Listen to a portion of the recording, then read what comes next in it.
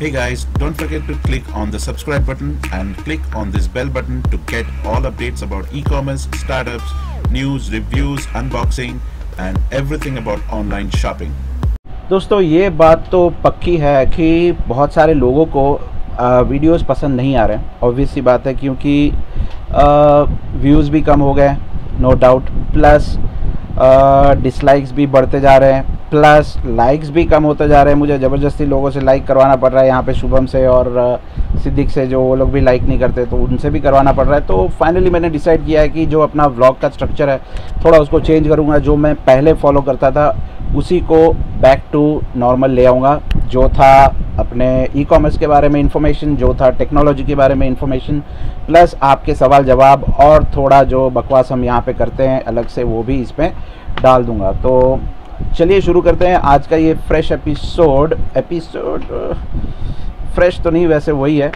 तो शुरुआत करते हैं। पहले हम जीएसटी के बारे में, जीएसटी का एक सुबह मैंने वीडियो बनाया था तो वो वीडियो आप देख लीजिएगा, ठीक है। जीएसटी के बारे में जितनी हो सके उतनी इन्फॉर्मेशन मैंने दी थी। वहाँ पे एक इन्फॉर्मेशन बताना मैं भूल गया था अबाउट द चार्जेस। जो चार्जेस हैं एज़ पर द अपडेट जो इन्फॉर्मेशन मिली है वो 30,000 to 40,000 के बीच में रहेगी, ठीक है। अब दूसरा सवाल था वो था HSN कोड के बारे में। तो HSN कोड के बारे में एक पूरा डिटेल्ड ब्लॉग मैंने बनाया है, वो ब्लॉग का लिंक इसी वीडियो के डिस्क्रिप्शन में होगा। और साथ साथ HSN कोड्स भी जितने हैं वो सारे कोड्स का एक PDF फाइल बना हुआ है, और वो भी PDF फाइल आपको उसी ब्लॉग के नीचे ऑप्शन दिया जाएगा क्लिक करके डाउनलोड करने का। तो वो डाउनलोड करके आप देख सकते हैं, उसमें काफ़ी सारे HSN कोड्स हैं। अब ये मुझे इंटरनेट से मिला और वही मैंने यहाँ पे वेरीफाई किया, और इंडियन HSN कोड से इंडियन प्रोडक्ट जो है उनके लिए है, तो वो मैंने अपडेट कर दिया, वहाँ से आप देख लीजिएगा। तीसरी बात करते हैं अमेज़ॉन की। अमेज़ॉन अब एक्वायर कर चुका है ऑलमोस्ट होल फूड करके, आपको पता होगा शायद US में एक ग्रोसरी कंपनी है, फूड कंपनी है, तो उसको $13 बिलियन में वो लोग एक्वायर कर रहे हैं, $13.7 बिलियन। मेरे हिसाब से फेसबुक ने जब व्हाट्सएप को ख़रीदा उसके बाद ये सबसे बड़ा एक्विजिशन होगा एक कंपनी का। $13.7 बिलियन में बहुत ही बड़ी रकम हुई। अब फोकस अमेज़ॉन का देखिए US में ग्रोसरी स्टोर की तरफ है, तो उन्होंने ये ख़रीद लिया। अब इंडिया में वो लोग बिग बास्केट को ख़रीदने की कोशिश कर रहे हैं। अब कितने बिलियन डॉलर में खरीदेंगे, शायद बिलियन में तो नहीं, कुछ मिलियन डॉलर्स में ही वो लोग खरीदेंगे। और ऐसा होने से उनका ग्रोसरी और जो FMCG प्रोडक्ट्स है, रिटेल, वो भी पूरा कंट्रोल कर पाएंगे और US में भी कर पाएंगे। तो कस्टमर बेस जो है उनका काफ़ी बढ़ जाएगा। तो इससे डायरेक्ट एक टेंशन आ जाएगी फ्लिपकार्ट को, और वो भी कुछ सोचेगा कि ऐसा ही कुछ एक्वायर कर लें।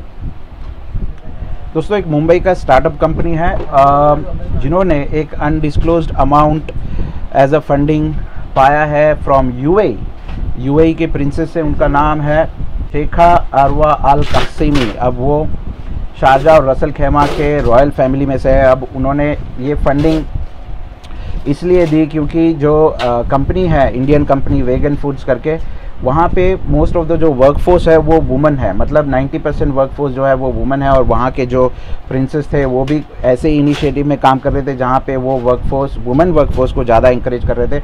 तो उनके थोड़े आइडियाज़ और थिंकिंग मैच हुई होगी, और उन्होंने यहाँ पे उनके प्रपोजल को अप्रूवल दे दिया और एक अमाउंट जो है उनको फंडिंग के तौर पे अप्रूव की है। अब कितनी अमाउंट अप्रूव की है वो तो हमें नहीं पता, बट इससे हमें ये सीखने को मिलता है कि अगर आपके पास कोई अच्छा आइडिया है, इनिशिएटिव है, तो आप अप्रोच कर सकते हैं। अब उन्होंने कैसे अप्रोच किया और फंडिंग ली ये हमें भी नहीं पता, बट इंडिया में ऐसे बहुत सारे एंजल इन्वेस्टर्स हैं जो आपको सीड फंडिंग भी दे सकते हैं, ठीक है, series A series B funding भी दे सकते हैं। तो आप भी कोशिश करते रहिएगा। इंटरनेट एक ऐसा ऑप्शन है, लिंक्डइन है, वहाँ से आप कांटेक्ट कर सकते हैं। गूगल में भी मेल आईडीज़ आपको मिल सकते हैं, वहाँ से आप प्रपोजल भेज सकते हैं बाय मेल।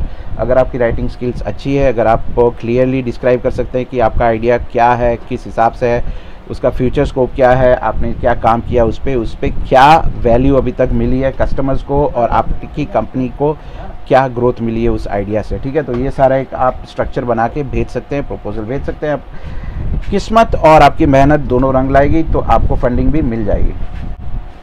अब बात करते हैं स्नैपडील की। अब स्नैपडील का डामाडोल चल रहा है यहाँ पे सिचुएशन, क्योंकि फ्लिपकार्ट जो ख़रीदने वाला था अभी तक कुछ अपडेट नहीं आया वहाँ से। प्लस अब वो लोग प्लान बी के बारे में सोच रहे हैं। प्लान बी उनका ये है कि अगर कहीं से भी फंडिंग नहीं आता है तो उनके बाकी बचे जो भी एम्प्लॉयज़ हैं उसमें से करीबन 600, 800, 1000 लोगों को और निकाल देंगे कंपनी से, तो उनका जो एक्सपेंस है वो और कंट्रोल में आ जाएगा, तो शायद उनका प्रॉफिट कहीं और दिखने लगे। तो उनका प्लान भी ये है कि एम्प्लॉयज़ को निकाल देना है। शुभम, अपना ऐसा कोई प्लान भी नहीं है, डोंट वरी। रिलायंस जियो, अब टेक्निकल बातें करते हैं तो रिलायंस जियो की भी बात करते हैं। वहाँ पे 90% जो जियो यूज़र्स हैं उन सब ने प्राइम मेंबरशिप ले ली है। 90% में से ज़्यादातर जो लोग हैं उन्होंने वो 303 वाला प्लान ख़रीदा है। मैंने 303 नहीं, 400 कितने वाला था, 409 कितने का था प्लान सुबह, 499 का जो प्लान था शायद मैंने वो किया था। अभी तक कोई रिचार्ज विचार्ज नहीं मांग रहा, 2-3 महीने हो चुके हैं ऑलरेडी, तो अभी वही चल रहा है जो मैंने पहले किया था। और वैसे देखने जाए तो रिलायंस जियो का जो प्लान है मेरे हिसाब से तो बेस्ट है, क्योंकि उसके जैसा फ्री MB कोई नहीं देता है। और अगर आपने 2 GB वाला प्लान ख़रीदा है तो आपको टेंशन की बात नहीं है, आप पूरा दिन बैठ के YouTube वीडियोस देख सकते हैं। और यूट्यूबर्स के लिए भी अच्छी बात है, अगर जियो जैसी जो कंपनी है ऐसी फ्री प्लान्स ला रही है तो जियो जो कस्टमर्स हैं वो जीते रहेंगे और YouTube वीडियोस देखते रहेंगे और YouTube वालों की भी इनकम होती रहेगी, तो साइमल्टेनियसली सबका काम चलता रहेगा। ओके, बात करते हैं फ़ोन की। एक फ़ोन आपको शायद मैसेज आ ही गया होगा फ्लिपकार्ट की तरफ से, मोटो C+। अब मोटो C+ जो है हम कह सकते हैं कि Redmi 4 जो फ़ोन आया बिल्कुल उसी की तरह बनाया गया है और ख़ास कुछ डिफरेंस नहीं है। 16 GB का फ़ोन है, 2 GB रैम है, 5 इंच की स्क्रीन है, 4000 mAh की बैटरी है। हालांकि Redmi 4 में 4100 mAh की बैटरी है, ठीक है। 8 मेगापिक्सल का कैमरा, 2 मेगापिक्सल का फ्रंट कैमरा है। यहाँ पे मार खा जाएगी कंपनी थोड़ा। और जहाँ तक कि मैं मोटो की बात करता हूँ, मैंने खुद मोटो G4 Plus ख़रीदा था और इतना डिसअपॉइंटेड था वो फ़ोन ख़रीद के कि आज के बाद वो फ़ोन को ना किसी को रेकमेंड करूँगा, ना किसी को वो सजेस्ट करूँगा और ना कभी ख़रीदूँगा भी, क्योंकि 14,000 का फ़ोन, 3 GB रैम वाला, 32 GB इंटरनल मेमोरी वाला फ़ोन अगर ऐसे परफॉर्मेंस देता है तो ये छोटे छोटे फ़ोन तो पता है आपको कैसे देंगे। वैसे रेडमी के जो फ़ोन क्वालिटी है, बिल्ड क्वालिटी और प्रोसेसर जो है वो काफ़ी स्ट्रॉन्ग है कंपेयर टू मोटो C। जहाँ तक मैंने देखे हैं दूसरे लोगों के पास सुपर फंक्शनैलिटी है उनकी, फीचर्स भी एडिशनली ज़्यादा है जो मोटो C फ़ोन में नहीं है। मैं खुद पछता रहा हूँ बट अभी कुछ कर नहीं सकते। दूसरी तरफ OnePlus 5 के जो बुकिंग चल रही है वहाँ पे सिर्फ चाइना में ही करीबन 5.5 लाख फ़ोन जो हैं वो ऑलरेडी रजिस्टर हो चुके हैं। OnePlus 5 कहा जा रहा है कि अभी तक का बेस्ट एंड्रॉयड फ़ोन होगा। जहाँ तक कि उसके फ़ीचर्स की बात करें तो ऑब्वियसली ऐसा ही होगा, क्योंकि बहुत ही पावरफुल फीचर्स हैं उनके, प्रोसेसर, कैमरा, जो भी कहो सब पावरफुल है, प्राइस भी बहुत डिसेंट है। तो मैं भी वेट कर रहा हूँ, अगर हो सका तो मेरा मोटो G third class 4G phone जो है उसको एक्सचेंज करके इसी फ़ोन को हम ले लेंगे ताकि कुछ सालों तक कोई टेंशन ना हो। वैसे अब आखिर में बात करता हूँ मैं मीटअप के बारे में। मीटअप अगले संडे अहमदाबाद में रखा जाएगा फॉर अहमदाबाद पीपल। अगर बाहर से कोई आना चाहता है तो वो भी आ सकता है। सुबह 12 बजे अहमदाबाद में एक्रोपोलिस मॉल जो है वहाँ पे हम ये मीटअप रखेंगे। वहाँ पे बैठने की जगह भी बहुत ज़्यादा है, प्लस खाने पीने की भी जगह है वहाँ पे, तो लोगों को खिला पिला भी सकेंगे और खा भी पाएंगे वहाँ पे। तो ये दोनों काम हो जाएंगे, प्लस मिलना जुलना भी हो जाएगा। मूवीज़ देखना होगा तो वो भी हो जाएगा, तो काफ़ी अच्छा मज़ा आएगा वहाँ पे मीटअप के लिए। वो संडे को, एंड द डेट इज़ 25 जून। तो ये बातें हो गई अपनी ई कॉमर्स के बारे में और टेक के बारे में। अब हम बात करते हैं थोड़े क्वेश्चन आंसर्स। मैं अब क्या करने वाला हूँ कि रैंडमली 5 क्वेश्चंस उठाऊंगा आपके जो आपने दिए प्रीवियस व्लॉग में, ठीक है। वहाँ से क्वेश्चंस उठा के मैं यहाँ पे एक रैंडम एप्लीकेशन है जहाँ पे अगर लिंक डाल दो तो रैंडमली कमेंट्स पिक करता है और उस कमेंट्स के मैं जवाब दूंगा। तो चलिए देखते हैं कि किसका सवाल आता है पहले। अब ये मैं ले रहा हूँ क्वेश्चंस व्लॉग नंबर 81 से। तो पहला सवाल है शुभम दास का, सर जीएसटी पे 4 स्टेट पे रजिस्टर करना है तो एक्स्ट्रा फ़ी लगता है क्या, इसके बारे में और कुछ बताना। देखिए अलग अलग स्टेट में रजिस्ट्रेशन ऑनलाइन प्रोसेस रहेगा तो उसमें कोई एक्स्ट्रा फीस आपको नहीं लगेगी जहाँ तक कि ये इन्फॉर्मेशन मिली है। हालांकि रजिस्ट्रेशन फ़ी एक ही बार लगेगी। अलग अलग स्टेट में आपको सिर्फ बिजनेस रजिस्ट्रेशन मतलब ट्रांजैक्शन रजिस्ट्रेशन करवाना पड़ेगा, ठीक है। इसके बारे में और इन्फॉर्मेशन आएगी और वो फिर आपको मैं अगले व्लॉग में अपडेट कर दूँगा। अब ये सवाल है टेक्निकल गुरुजी का। अब मैं यहाँ पे उनका नाम ही दिया गया है टेक्निकल गुरुजी। सर मोबाइल चार्जर बल्क में 1 जुलाई से पहले सप्लाई कर करने के लिए ख़रीदूँ तो जीएसटी आने के बाद फ़ायदा होगा या फिर नुकसान? अगर आप मोबाइल चार्जर्स जो इंपोर्ट कर रहे हैं, इंपोर्ट करेंगे तो आपको नुकसान नहीं हो, हाँ नुकसान होगा। अगर आप लोकली डील कर रहे हैं तो येस आपको फ़ायदा हो सकता है, क्योंकि काफ़ी सारे सेलर्स जो हैं अब लॉस में, मतलब हेवी डिस्काउंट में आपको प्रोडक्ट्स जो हैं बेचेंगे, और जीएसटी आने के बाद वो उसमें आपको थोड़ा फ़ायदा होगा, क्योंकि रेट्स जो हैं लोग बढ़ा देंगे, तो वो आपको एमआरपी और आपकी परचेज़ प्राइस में अगर डिफरेंस ज़्यादा है तो आपको फ़ायदा होगा। क्योंकि अगर मैं बात कर लूँ इंटेक्स की प्रोडक्ट्स की, ठीक है, इंटेक्स के चार्जेस में एमआरपी होती है 350 रुपये और उसकी परचेज़ प्राइस जो होती है वो होती है करीबन 100 रुपये के आसपास। तो ऑलमोस्ट 200-250 रुपये का डिफरेंस होता है परचेज़ प्राइस और सेलिंग प्राइस पे, ठीक है। तो वो डिफरेंस जो है वो आपका कवर हो जाएगा, आपको मार्जिन भी अच्छा मिलेगा, प्राइस बढ़ जाएगी तो भी प्रॉब्लम नहीं होगा। अगर परचेज़ प्राइस और सेलिंग प्राइस जो है एमआरपी और परचेज़ प्राइस में डिफरेंस कम है तो फिर आपका मार्जिन कम हो जाता है।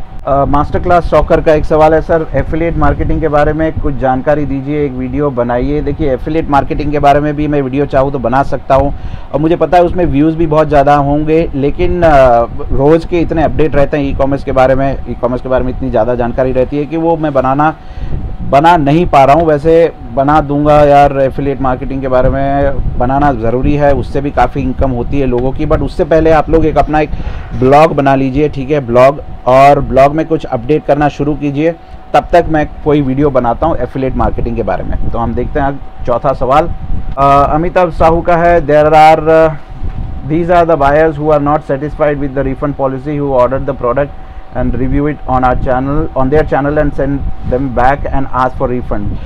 Yes अमिताभ, ऐसा होता है। जो यूट्यूबर्स होते हैं बहुत सारे, मैं ब्लेम नहीं करूँगा किसी को भी, बट यस होते हैं जो एथिकल नहीं होते हैं, अनएथिकल वे में रिव्यूज़ करते हैं प्रोडक्ट्स, और बहुत सारे यूट्यूबर्स को पता होगा कि वो लोग कर रहे हैं, उसका रिव्यू करके रिटर्न कर देते हैं। तो उनको ऑब्वियसली ये पसंद नहीं आएगा, क्योंकि अब वो रिफ़ंड नहीं मिलेगा, उनको रिप्लेसमेंट ही मिलेगा। तो ये बहुत ही अच्छी खबर है सेलर्स के लिए और बहुत ही बुरी खबर है ऐसे लोगों के लिए। बसंत रंगा का, how much orders getting in one day? Depends, कभी 50, कभी 70, कभी 0 अगर अकाउंट ब्लॉक हो जाता है। रिसेंटली हमारा हो गया था तो 0 ऑर्डर्स थे, तो डिपेंड करता है यार। वैसे अभी ऑन एन एवरेज कहें तो 50 के आसपास ऑर्डर्स आ जाते हैं, क्योंकि हमारी लिस्टिंग्स भी बहुत कम कर दी हमने, करीबन 200 के आसपास है, 200-250, तो 50 order is not bad overall.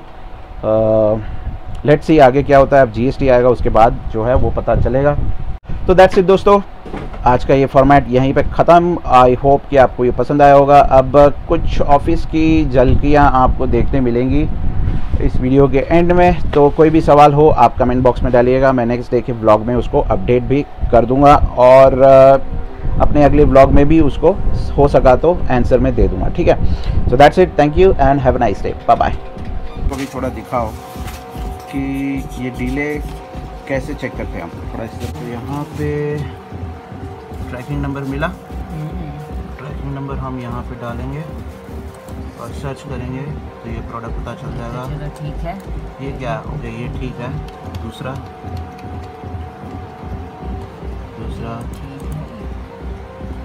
ये भी ठीक है, तो तीसरे में प्रॉब्लम हो सकता है। तीसरा डेल का क्या है? नहीं है ना ये। हाँ 3 हो गए, ठीक है, डन।